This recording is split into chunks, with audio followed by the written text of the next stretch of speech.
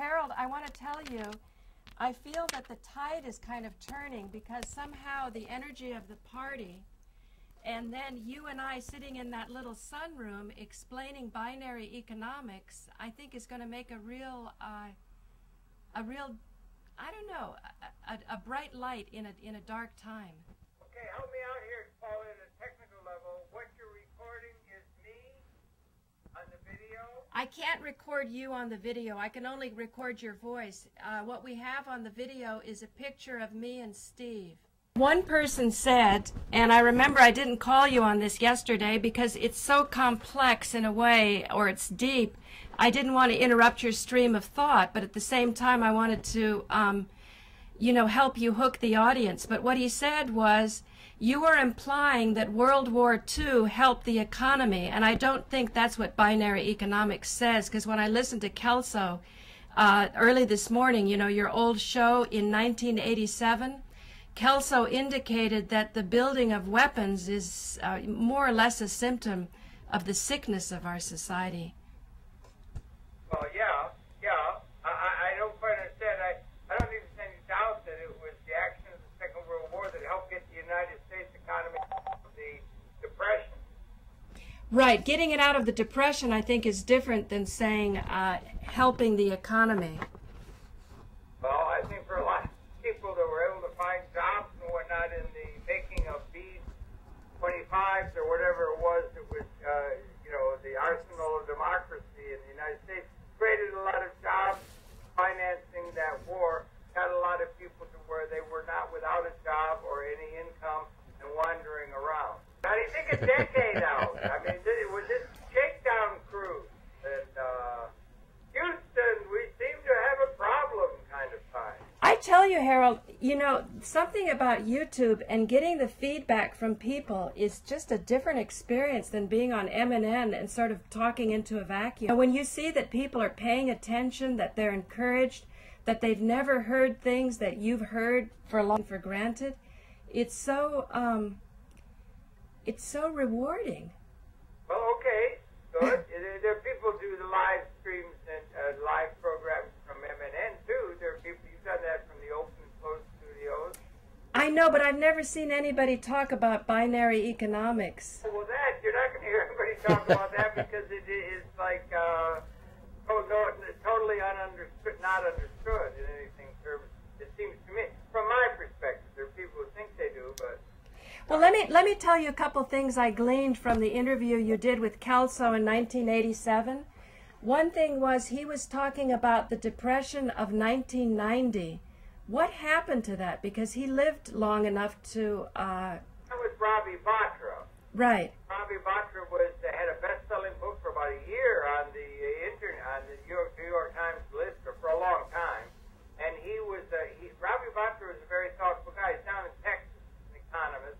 And he's from India, and he had projected, he had written a book, The Great Depression of 1990, and I guess we taped it before 1990, and so we were having reference to this book that was at that time on #1 on the best-selling list of the New York Times for a long time, so it had a lot of distribution, you know, the idea had a lot of distribution in the society.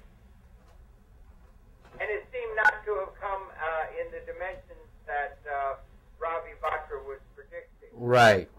That's not a cyclical theory and everything to say that it will come double because every 30 years a generational thing happened in the cyclic understanding of things at curves and so forth. But it did not seem to happen in the dimension that everybody was worried about.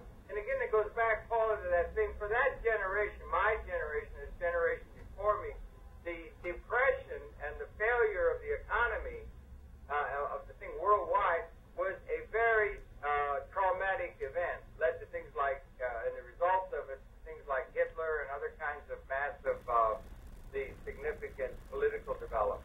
That was a major focusing idea, the depression, and what had caused it, because they couldn't figure it out, what had caused the economy to go so astray. Well, Harold, there was one thought. I don't know if you had any reading on this or studied anything, that the actual bringing down of the economy was created by the Federal Reserve.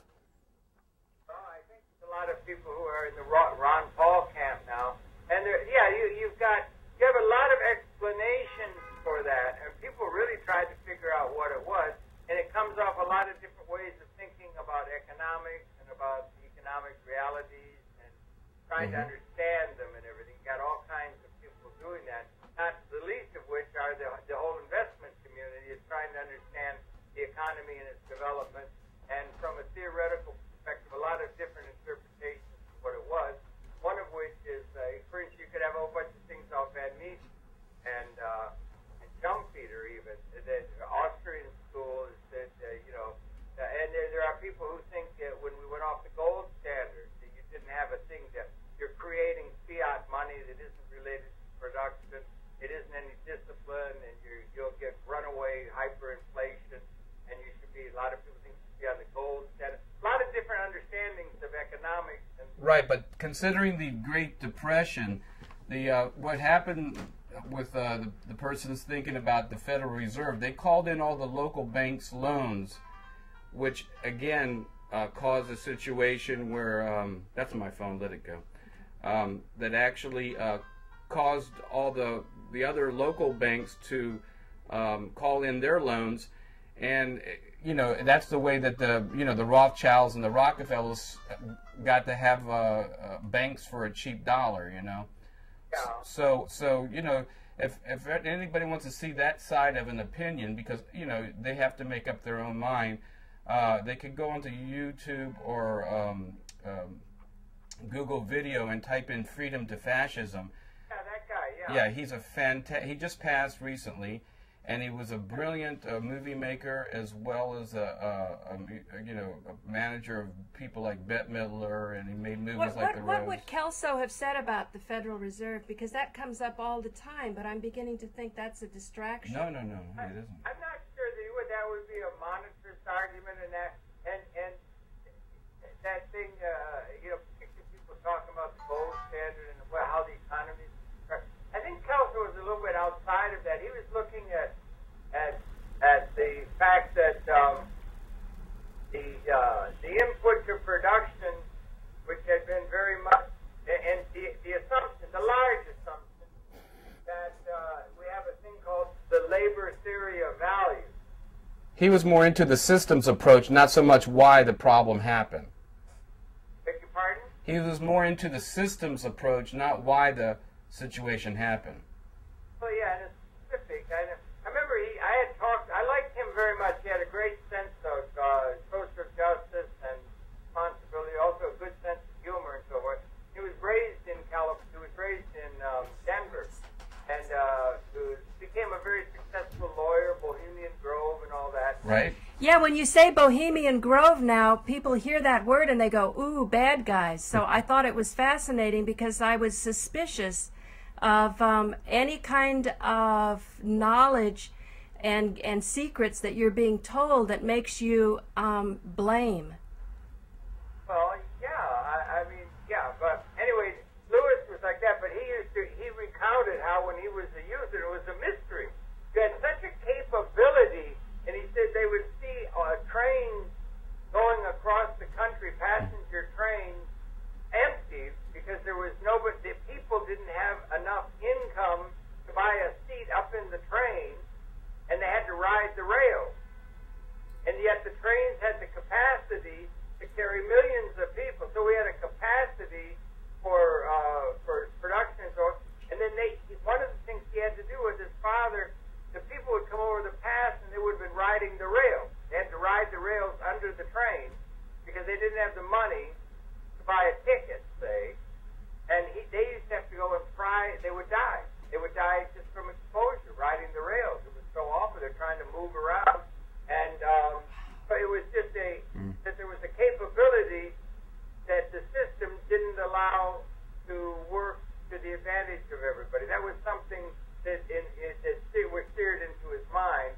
And trying to understand what the heck caused the Great Depression is something that was very focusing of his attention. Why is it we had such a capability? We had a capability for everyone to get on that train, but we didn't have a system to put the income. So then it comes down into their hands to allow them to realize what the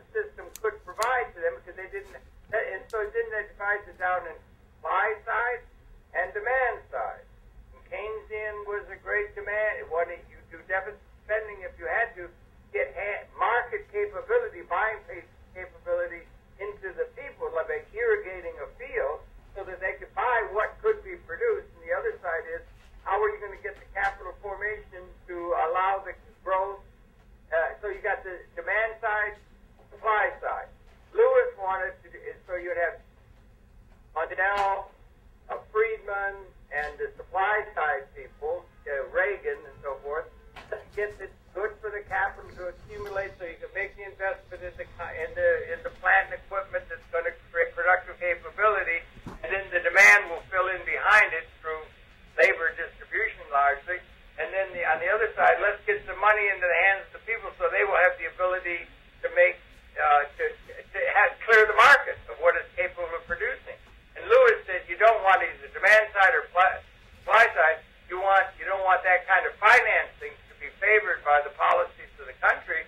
You want simul-financing, where you're getting a capability where the capital is available to make the investments that will pay for themselves out of their future earnings, but the demand side is also built into the people so that they will have the income to make the market work. One of the things they're going to need, they're going to have people who are able to buy the overwhelmingly productive capability of the living side of the capability to produce goods and services and almost everything else. And that was become, so he called it simul-finance. That was, you build, by having ownership built into the people, you create the market for them to buy what the market is able to produce. Right. You know, I would encourage you to create a Kelso playlist where you can take all your videos to one playlist, because I don't know what a playlist is. I've seen the term. I don't know what it is. But, yeah, I've got about 16, 17 hours of programming with Louis Kelso, but it's in the old U-matic format. I don't have a machine that will play that so that we could put them up. But it would be essentially, it would be a reiteration of his thinking, because he had he could say it in many different ways, and he stands outside of my way of thinking all of economic theory that informs our political process, our political candidates, and all of our thinking about the real world. He wrote one book called The Two-Factor Theory, The Economics of Reality, which was very popular. But yeah, it would be good to put notions out. From my way of thinking, a lot of people think he's just a kook. Well, what but about he binary? was a rich kook. Yeah. What about the binary economic side? Where does he actually play in the formation of that, in that development? Was he the father? He was the father of the idea. Okay, so he was a father in the systems approach, and everybody has a little different spin on binary economics. Well, Which just most means labor people don't have and any capital. spin at all because it doesn't make any sense to anybody. Well, I mean, different people have different opinions on what it is and how to apply binary economics. Oh yeah, like anything else, like ideas, and there's a lot of people who's going to rip it off, and back when they're going to try the old way and so forth. Well, it's not so much ripping it; it's evolving, Harold. No one system can be stagnant, or it collapses on its own self, because the world is evolving. Remember, like Sid spoke earlier, what's Sid's last name? Sid Greenfield, great guy, great scholar. Great scholar. He talked about there was actually 40 different civilizations going on with different systems. And we need to look at how best to use binary economics in a systems way, in a mechanism that allows us to free ourselves from money and kind of fill in the gap between now and Star Trek, where money is no longer an issue, but our dreams and aspirations. And I look really forward in having this dialogue with many, many people, developing a system, a mechanism that will free us from the tyranny of money so far as labor, and have that asset so we can do our passion. And whatever our passion may be, may it flourish and be able to tithe to people that show us how that is to be. There's many different ways to do that. Yeah, well, it's like Lewis used to have a little thing, he called it the law of the important, the urgent and the important. And the things that are really important, like love, art, beauty, justice, all of the important values are not urgent. What is urgent is food, rent, housing, clean water, these kind of things that are economic. And the things that are felt they have to be dealt with first are the urgent. And then your dreams and aspirations are in the minds of people who think practically, or getting some sort of a practical thing in place so people have, relative chance of living out their full biography and maybe their full potential at a materialistic level come first.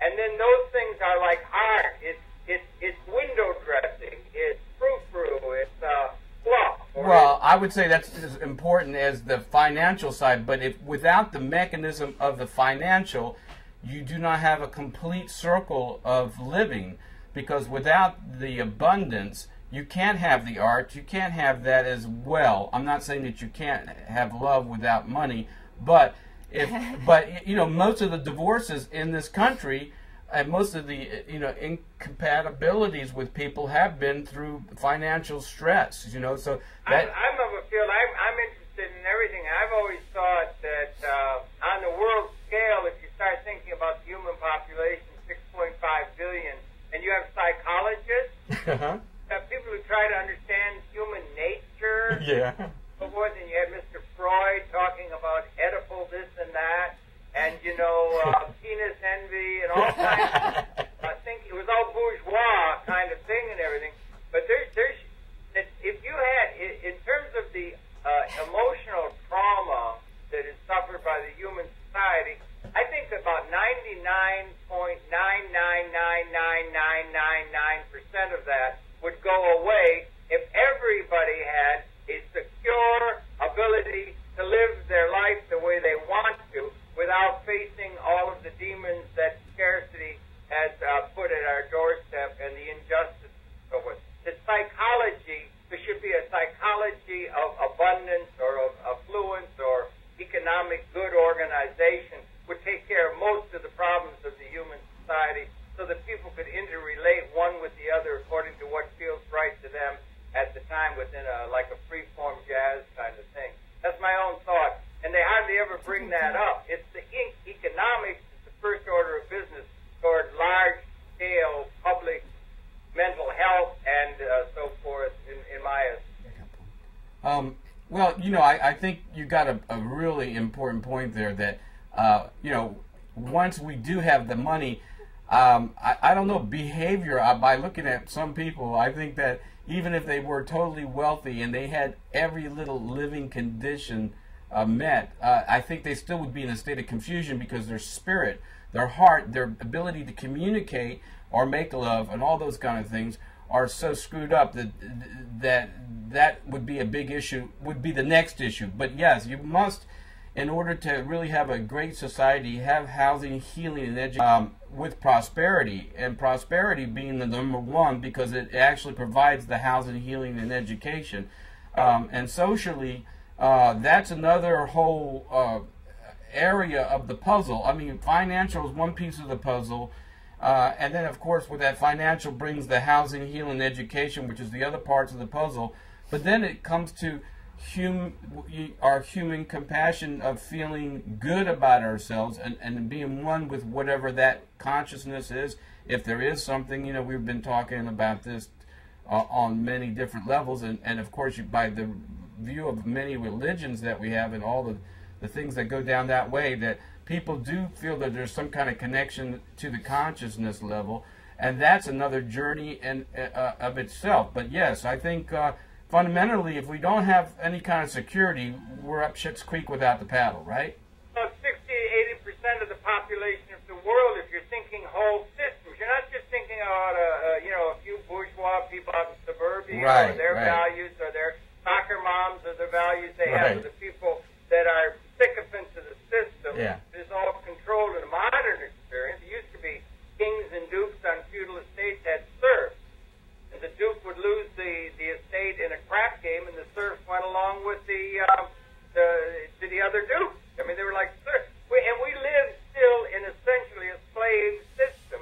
Right. It's everybody's a serf on the estate of those few people, relatively small, all around the world, plutocrats who own the capital assets that are unfortunately increasingly responsible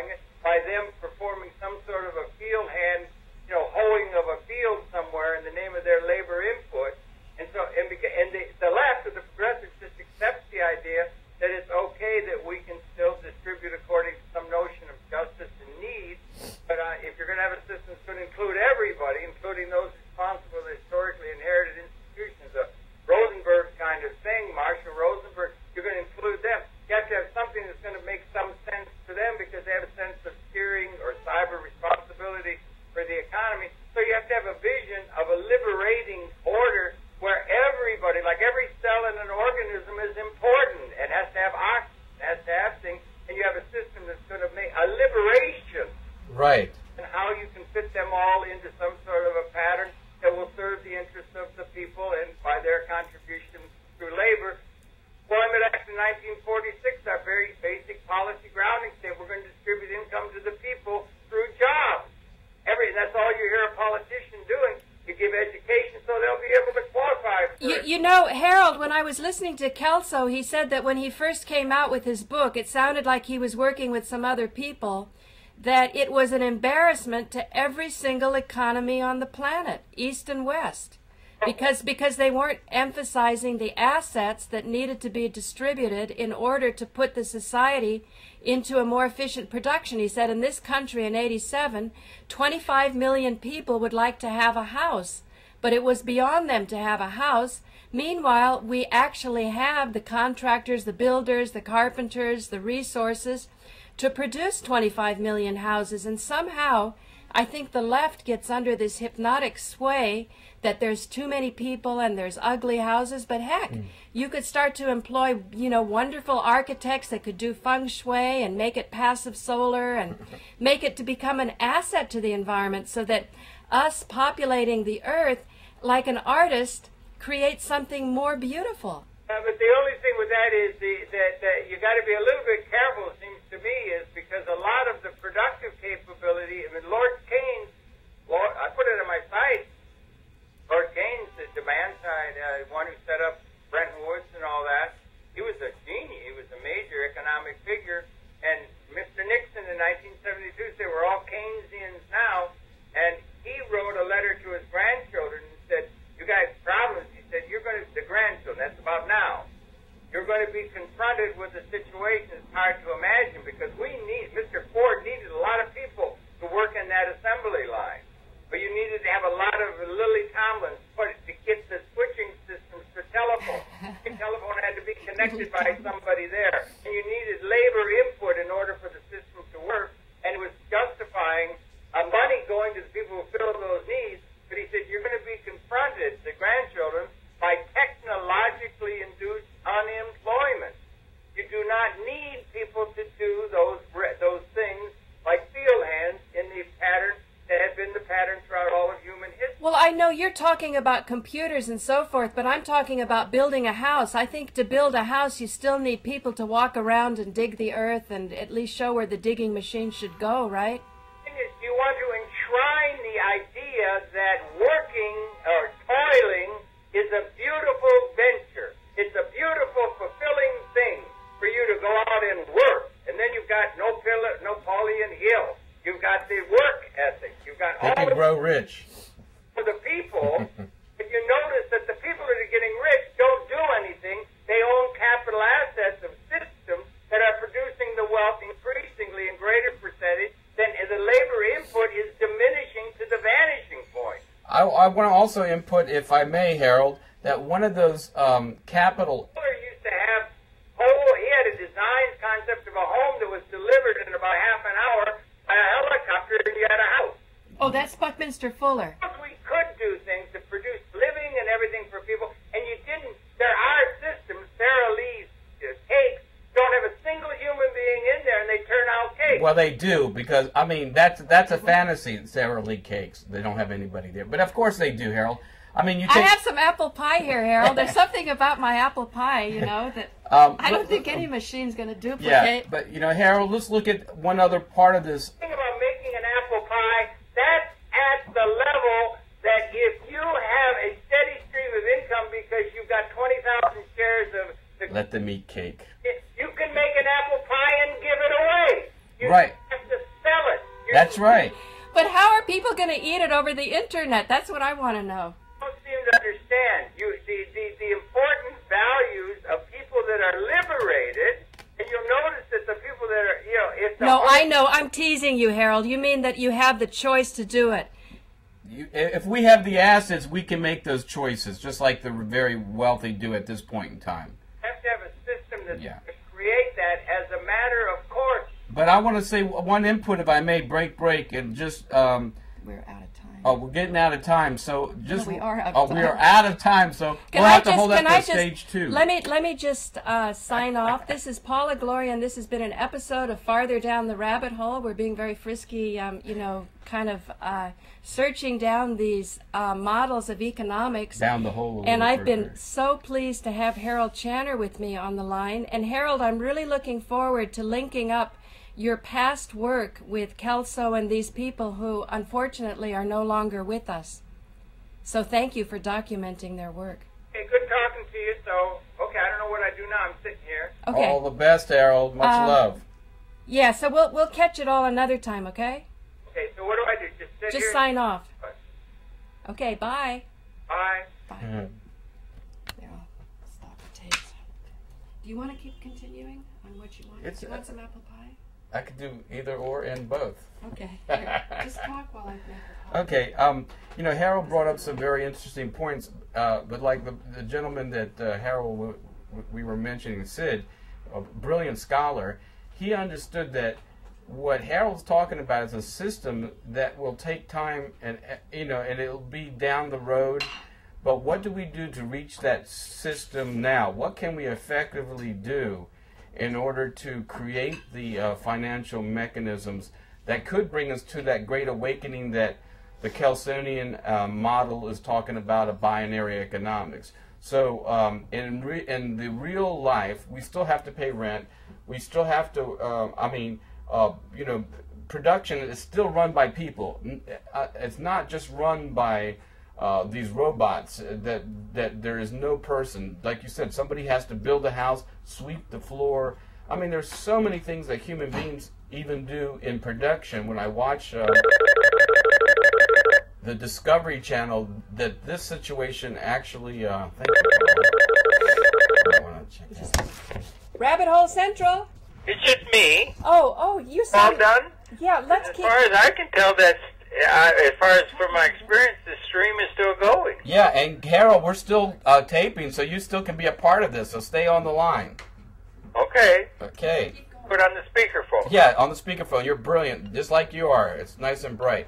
So I was just talking to Paula about your model is a very important model for the future, but at this point in time, we still have production, and that's capital wealth, with many people involved in the production. I mean, when we say we buy all those toys, most of those toys are done by cheap labor in China. There are a lot of things that are done by production. I mean, even the chip for the computer, even though it's all high technology and it's what we call technological assets of a lot of robotics, there still has to be a guy in a spacesuit viewing each chip, and there's just so many things that go into production that still needs the human condition to have that. So when you say that humans are not going to be a part of that, it's not nowhere near Liberated. It's nowhere near that point in time. But in order to have that model exist, we need to cover some bases now, like a stepping stone on developing binary economics. Right. Wait, just 1 second. To binary economics to the point of where you're speaking of in the future, and I was just ready to address that when you called, but I'm breaking it for you, baby. Go ahead. I'm going to eat this pie at the same time. I'm not talking about the future, I'm talking about now, and the trends. And the trends are that's essentially, that's like, in a certain sense, the trends are and have been, and it's not just cyber, it's just cyber is frosting on the cake of that. But the trend is that the way, how are the people, 60-80% of them are not now having the capability to buy penicillin that would save their lives and their children's lives. How are we going to get income to people? What we're doing now is insisting that not only will we go and take advantage of that race to the bottom and use slave labor. Now suppose you go, I say to Paula, think a year out. Suppose you think 50 years out. And you look at the trend, and Kelso's got that one chart in terms of the input. Now, you can argue the actual input to it, but on one side, say he looked at the American economy, and he was looking at the American economy as a mentor economy to the world. And in 1776, the year of the steam engine, the American Revolution, the writing of Wealth of Nations, and perhaps most important, the invention of the steam engine, which heralded the coming industrial age, and so forth. And he had a chart, he saw that probably something like only like 10% of the actual production in that economy of the world was done by anything other than the massive application of human labor. Okay, so you say 10%. You bring it to the future, or you bring it to the recent past and the future, and in his reckoning, he was trying to measure it out and so forth, that it was probably only something like of the actual production is the result in the modern American economy of human input, intellectual or physical. Now that's the thing that questions the very basis of how people get a sense of identity and purpose and so forth. That's the problem. They are of the assumption that if we're not going to distribute according to need, which we could do like Karl Marx did, and that might be, people think you're going to be able to just set up a political system and you distribute by need, I don't know, tax the rich or something. But if the actual production is being done by something other than human activity, call it human activity. Right. Like everything. That's like all the input to it, and that's the trend. And suppose we could do that. Yeah. So how, in binary economics. So let me finish. Okay. So the thing is that it's that trend. Right. And if we could take and put the onerous task, and suppose you got two options. You got a bunch of people over here that could be given a wage and they could be turning out scotches in China as slave labor or something. Forget about all those values, and then they get little pittance of a wage, and you can really work them to death. It's like that kind of thing, Dickensian or something. You could do. That's what we're doing, and all the politicians will say is we're going to distribute income to the masses of the people, not to the few, but to the masses. Right. Their labor participation, having right. jobs or having a function that they fit into the system to set up. Now notice that system is all owned by a tiny plutocratic class worldwide. In this economy, in all economies of the world, you have a few people at the top who set the template for the whole society. Right. And the people are going to get income for life purposes, buying bread or buying housing or buying penicillin for their kid if they got pneumonia or something, by their having what they call a job. And everybody that's favored. And that's what it is. The Employment Act of 1946, the American experience, is we will distribute income to the masses, to the people, through a labor thing. So the template for the university. Yeah, but we're not talking about that anymore, Harold. We've already discussed that. But what I really want to talk about is how we're going to initiate binary economics, and by what process are we going to do it politically? Through governmental change, or To do until you get the ideas straight. well, I understand that, but hear me out. Or are we going to do it through class action? That means people like you, myself, Paula, creating a mechanism to start. YouTube viewers. Yeah, the YouTube viewers, which is real important. I mean, all of us. Can we empower ourselves to start the ball rolling into binary economics? Yes, it's not the whole world yet, but we can start the ball rolling. So as the masses identify that, yes, this is a doable system, okay? Because we can show that for the people that are participating in binary economics, it means owning assets, owning the capital wealth, the production, they can live a prosperous life. Then every politician in every country would go, whoa, this is working, man. And now they want to embrace it because, of course, they want to be part of the populace. Right, there you're going to go. There you're going to go on to that. And what that is when they did a geocentric view of the universe that everybody hadn't got a sense of identity from, Galileo and whatnot, because it was orbit pathways that didn't make sense with the new telescope. And you had a whole array of people who were trying to justify all the way the old system really does work and everything to keep away from the major premise that we are not the center of the universe, because that was something by which people got identity, and it messed up people's identity.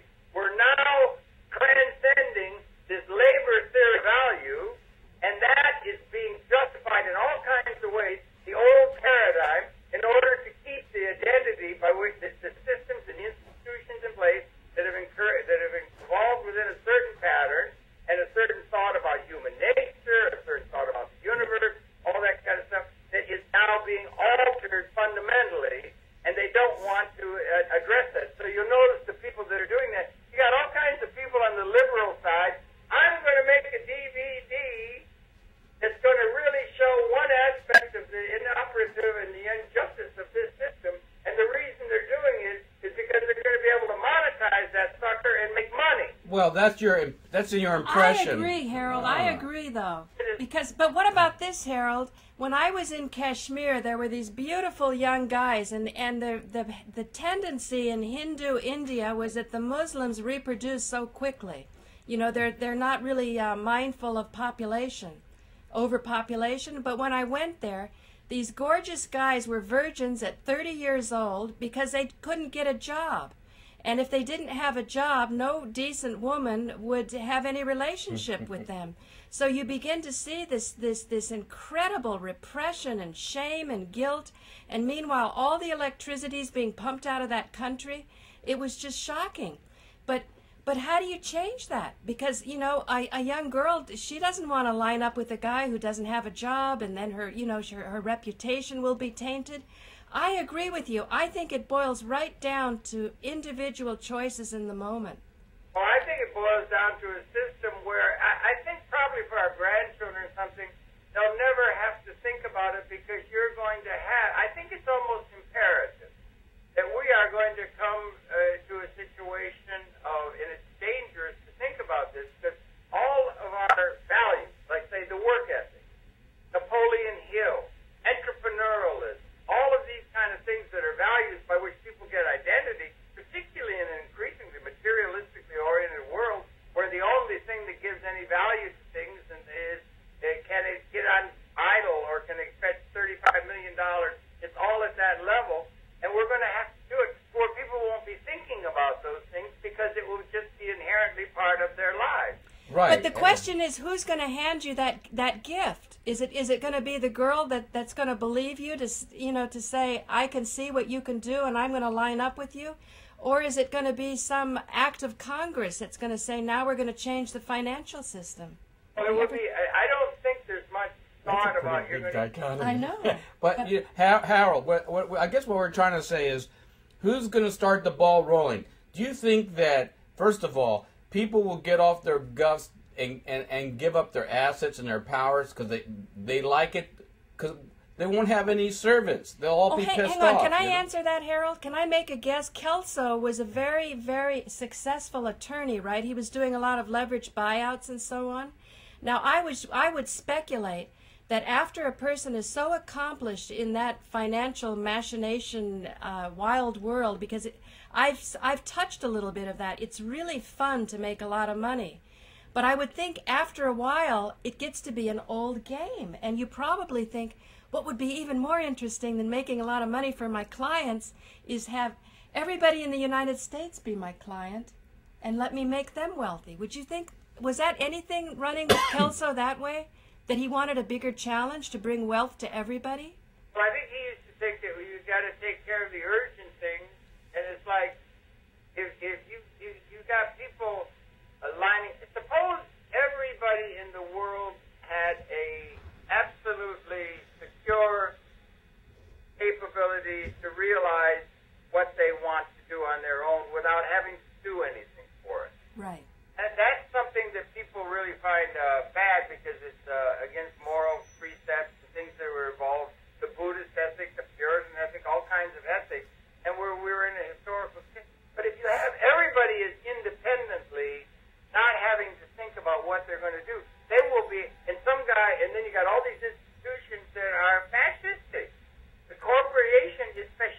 Right. So with all these fascistic type of corporations and people, how do you propose to initiate binary economics? And you had a thing where those things became, so that they're independent of having to answer the call of the boss. Right, but how do you propose to initiate it? No, you asked him that.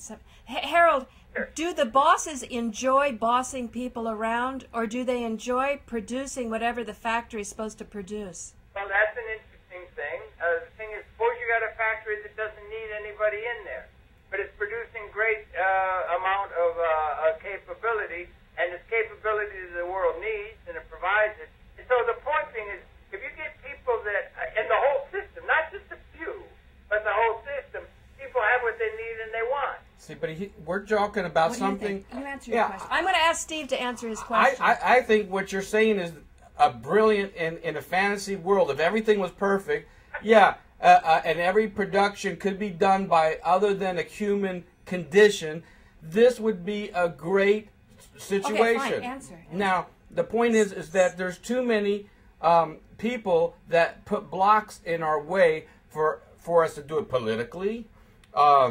So the only way that I feel that in my 25 years of research and development and watching you talk and watching other specialists talk about this whole thing and watching the interviews that you've beautifully done over the years to culminate these ideas, I think it has to some be... of which he's videotaped. Right, You were behind the camera. Some of that I videotaped. Team. But the point is that I think it has to be by the people's approach that we get together and start owning the assets and be a shining light of what it could be if we choose to work our way to binary economics. That means we all put together X amount of dollars and we buy $1 billion corporation. What we're trying to do is have a system where the attention is taken away from what only the attention is on now. Right. To one where people can be concerned, or let's say, and somebody comes over and says, you got the capability to be a self-actualizing, in Maslow's term, individual, and you don't, it's not threatened all the time and everything. And so the guy comes and says, you do that. The reason that people go and do what they're told is because they have to do that to pay rent. Right, right. You won't make a certain kind of thought in an institution because your grant will be cut off. Right. All the economics. If they didn't have that, then if the boss man comes over and he says, go here, go there, try to, control freaks all over the place. Control freaks? I don't want to go there. I'm going to go over here where it feels right. Right, absolutely. And how to get to that point, because everybody's locked into this financial, earning your keep, the job so you can pay the rent, and everybody's overextended because I guess one of the fundamental things is indebtedness. This thing that if you pay me, don't pay me now, pay me later, and let me put something on it, keeps us to the point where we never get ahead financially. That's a big part of that. And so people are kept in the dark. But whatever system that we use to get to the binary economic system is where my point of focus is right now, because you want to play within the system until you can change. Well, we have to, because we have to pay rent, we have to eat. But I think the problem, and why I really like looking at Kelso, is you have such a lousy chance through your labor to amass enough wealth to start getting a stakehold. Like, I realized my cellular license that I got through a lottery was an example of what Kelso was talking about. I could never have acquired that through my labor, nor through going around asking people to invest in an idea. Right. But it was an asset that was given. But it was limited only to, 500 people in your group? How can you possibly, particularly the control freaks, of which there are many, and they get wealthy by ordering, it's called power. Right. Power to coerce or co-opt people and so forth. And so they say, because what you're looking at is you got a situation of, let's just say, affluently, that's a term, but affluently leisured 6 billion human beings on the planet. And they have the means to have the needs met by the way the system is structured, in keeping with what the realities are in terms of how things are produced and so forth. Then they could concerned with the things that really matter, things of the mind and the spirit, art, music, community, love, all those important things can become central to their life rather than an endless ability to figure out how can they fit into the white man's plantation plan. Harold, who do you think do you think that this boils down to somebody making a decision? I'm sorry, I didn't understand. Do you think this boils down to somebody making a decision, the mean control freak boss that's got 60 employees slaving away at a factory? Is he all of a sudden going to wake up in the morning and say, my God, there's a better way to do things? No, I don't think it's at that level. I think it's at a larger level. That's why I like to go to large systems way of thinking. But when there's a larger level, then that also implies there's a larger authority that can affect that level. Well, that's getting into really large questions about the nature of the universe and so forth, and I think it is probably synergistic. I happen to be interested in the evolution of consciousness. I mean, we have a consciousness somewhat in advance, I would say. It's a bloated term of a crocodile, for instance, in terms of what the universe is about. And we're now at a point with the extension of that consciousness into the world through the development of technology, which is changing. You don't have to find a cave like nature provides. You build a house. You can make the world different. And we're now at a point where we've been so clever and then fighting over the scarce resources that have always been there, to where with the weapon systems, which has led all the research and development and all that kind of thing, and this is something that should be on every think tank wall, apparently. I'm not sure if it's the case. Maybe it isn't. Maybe there'll be a few survivors somewhere. But if they go and they unleash the destructive capability by the power brokers and so forth, it apparently will mean the end of our species. Yeah, but Harold, that those think tanks oftentimes are funded by the people who want to push the weapons. Just like Sid said. You're absolutely not going to have them want to say scarcity's been transcended. You actually want to fuel up an illusion of even more scarcity to push your weapons. In Galileo's time, believe me, those people, all layers of production and also, of society, including the people, didn't want to hear anything about how we were not the center of the universe. Liberation is something that cannot be, if you say that you're going to be able to have people liberated, the whole system, like an organism, every cell in an organism gets the oxygen autonomically. They get the oxygen they need. And the system works as a system.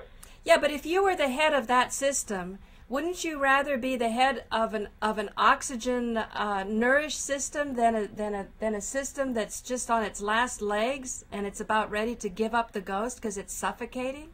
Like as a bodhisattva, I would like to see a thing where there aren't a bunch of people lined up trying to get through that gate first for themselves, which is the model we have now, to take care of themselves or their own tribe or whatever. Right.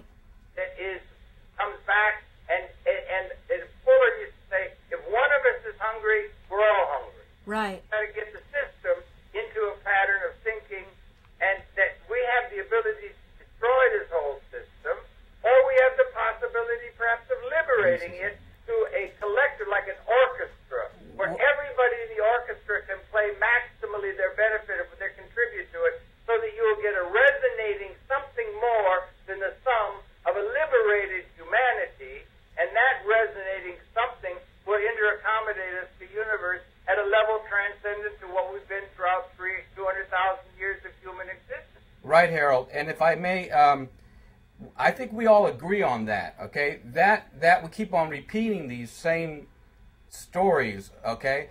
And that's fine. I'm a businessman, okay? And in the business, I know, yeah, but I am a businessman. Trust me on that.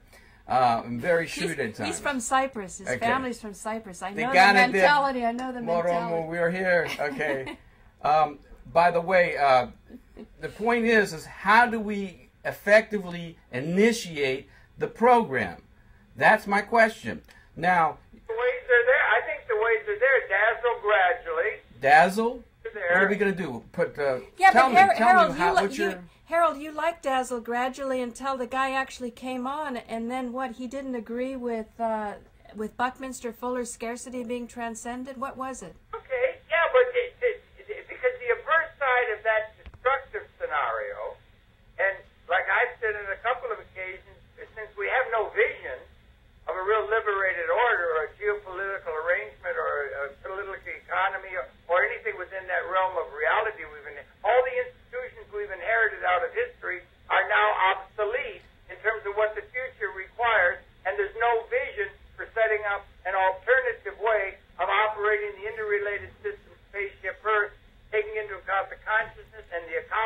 I must break in there and say there's no vision.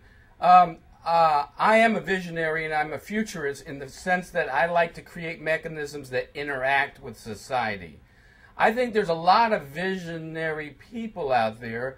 Where are they? Where are they? If you're speaking to one right here and right here, come on. Listen to all your politicians. Wakey, wakey. I mean, we're talking like, you know, and the icing is right there to be had. We are here. We can empower ourselves. And now, instead of just talking about it and trying to influence people that could care less about us, we must take the bull by the horn and initiate those programs that will eventually allow us to have that business model or non-business model of binary economics. Or maybe there's another way, Harold. We can seduce them to a party on the other side of the tracks. That's right. Because the other side of the tracks maybe has got more fun. That I see, because you realize most of the thinking about change of what has been dialectic. You have a thesis, antithesis, you have one party, you have Republican, Democrat, you have, and then you'll get a synthesis within the system. What you're talking about is how is the whole system going to integrate in terms of a new emerging cosmic, if you want to, or consciousness. We're speciating. We're coming into a whole new relationship to the broader cosmos. Perhaps it's synergetic, and that will only introduce us into another a priori mysterious design for the broader world. Absolutely.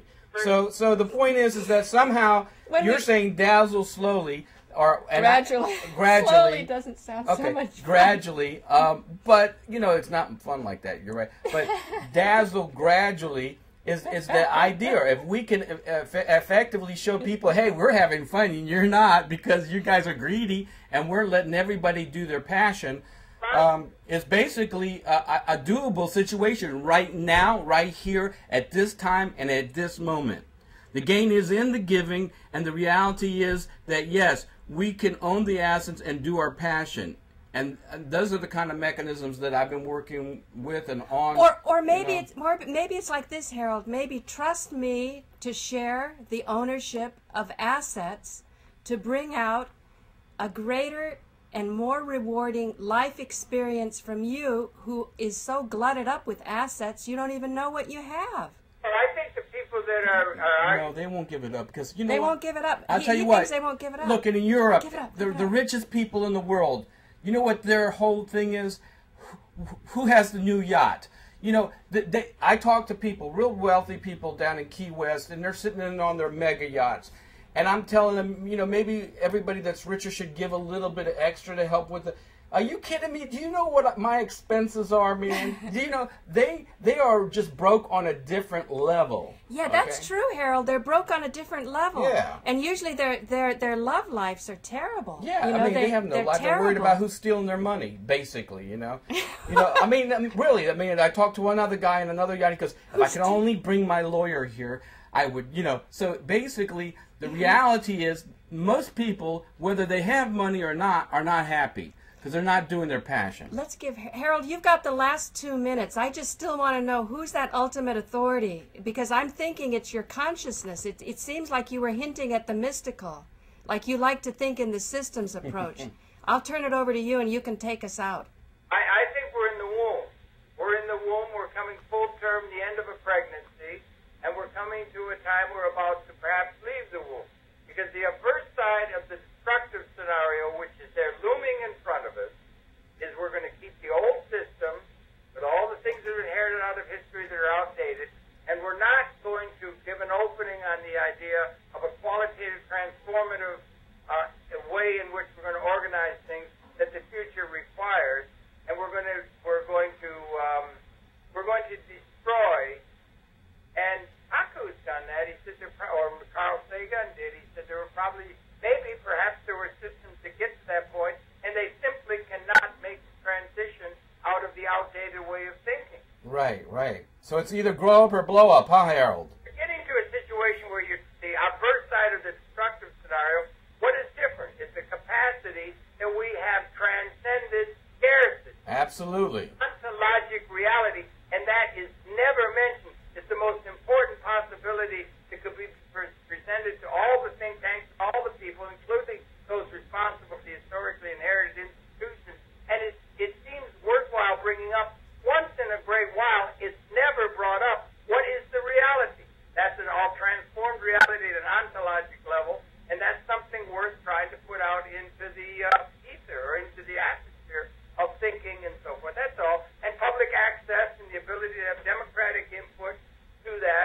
And YouTube. Safe, and you should have People things like down the rabbit hole streaming, both of us. by which some of these ideas can be advanced and being caught on by other people. Absolutely. We need to have an operating manual for Spaceship Earth within the cosmos, and we don't have it. That's the point. Only just ripping off of the idea so that somebody can get through that gate before everybody's involved in a liberating context. Liberation is at hand if we can make the transition, and that's the big test of humanity in this year of 2007. I'm going to go out with a picture here of Groucho Marx to say that this is Paula Gloria with Farther Down the Rabbit Hole, and New York City has a vast tradition of very clever people who have been thinking for a long time about how to create a better reality. So thank you, Harold, for joining me on this. Have a wonderful trip, Saul. You're leaving and you're going to California. Let's stay in touch, Paul. Okay, yeah, let's do some shows over Skype. Yeah, let's try. I'm going to do that. I'm going to be doing it with a very good guy, Robert Monk, who is a patrician. Yes. With him, yeah. Yes, yes. He doesn't believe in the zero sum, right? Well, I'm not sure exactly, but things are, we're going to get into. You have to be in touch with some of those people responsible for the historically inherited institutions. Maybe you can patch up between him and Robert Ashford, and then we can get some nice conference going. Through consciousness. You know how my dad says conflict is how we advance. Well, yes, that's the dialectic, that's true, but let's say conflict, the consequences of the